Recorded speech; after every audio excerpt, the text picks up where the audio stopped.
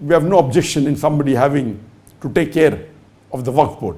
But interfering, putting a non-Muslim on the board, trying to usurp the property. Do you know there are thousands of acres of Muslim Waqf property which is taken by the government at a mere rental rate of a small amount. All this is happening in our country, which we Muslims should stand up for. It is our right, it is our property, it's a private property for the benefit of the Muslim Ummah of India.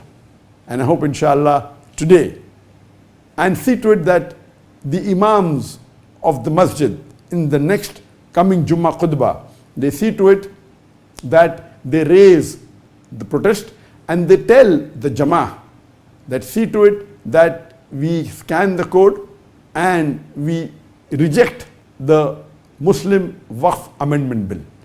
And I hope that inshallah that most of the Muslims, almost all listening to this message of mine, will take action immediately and lodge the protest and reject the Muslim Waqf Amendment Bill 2024, which has been tabled by the NDA government, the BJP government, by Narendra Modi.